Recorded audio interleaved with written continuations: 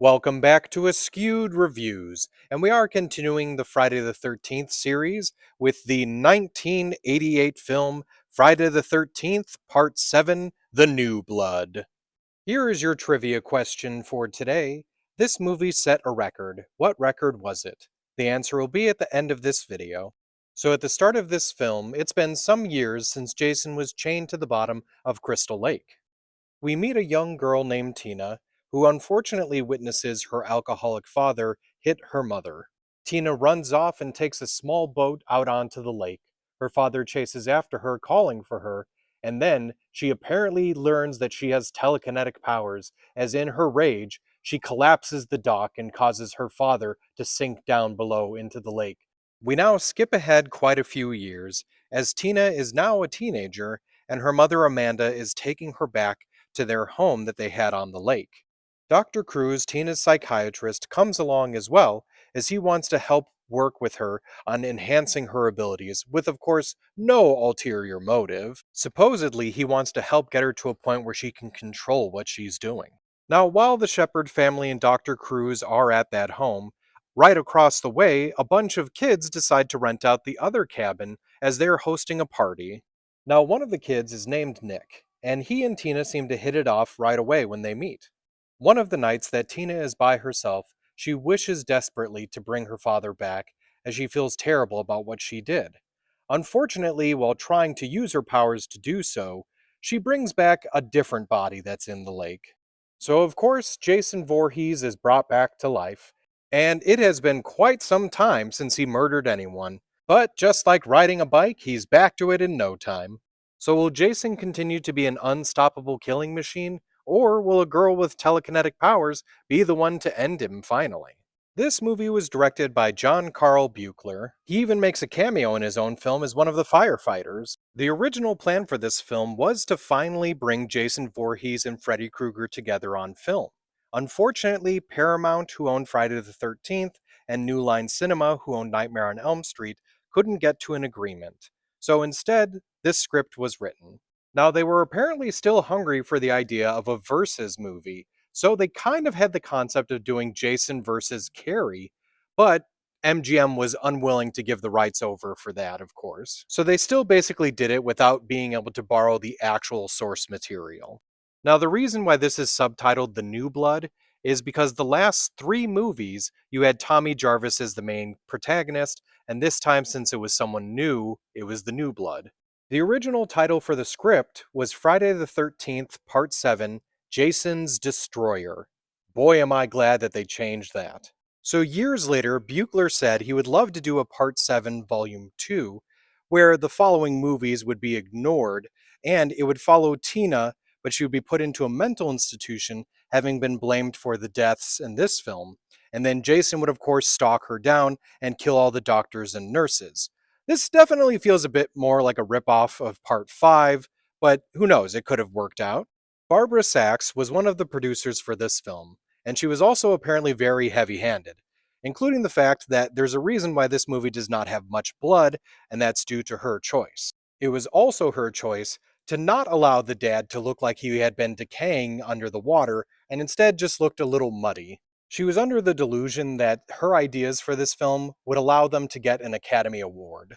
She also originally wanted the movie to be more like Jaws, where instead of the mayor, some corporate guy has decided that he's going to tear down the camp and replace it with condominiums on the lake. And of course, Jason shows up, people get murdered, and he cares more about the money than about the safety of the people. C.J. Graham was set to reprise his role of Jason, but the director, John Carl Buechler, had been working with Kane Hodder on the movie Prison and wanted him as his Jason. Kane Hodder not only did his own stunts, but would actually become the actor to play Jason more than any other actor. He has played Jason in this film and the three following ones after it. Now, Hodder is my favorite Jason, but I do have to say I feel a little bad for him that this film and the three films following it were almost getting to a point where they were just running out of ideas. A girl with telekinesis, Jason goes on a cruise and ends up in New York, Jason then becomes a parasitic spawn demon thing, and of course, Jason goes into space. One scene that caused Hodder a lot of frustration was the sleeping bag scene. Everyone probably knows this one where he takes someone in a sleeping bag and is banging them against a tree to kill them. Now the issue is inside that bag was a dummy and a bunch of fake blood that ended up being a lot heavier than he was expecting. So it kept looking awkward as he tried to do it, and they kept having to do the scene over and over again.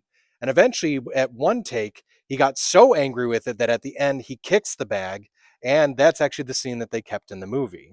This Friday the 13th is actually the film that has Jason unmasked the longest.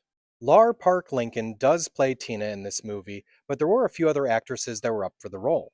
Buechler originally wanted Paula Irvine to play the character, but she was already contractually committed to play Liz in Phantasm 2. Marta Kober was actually offered the role of Tina, but Buechler ended up taking the role away from her as he found out that she played Sandra in Friday the 13th Part 2.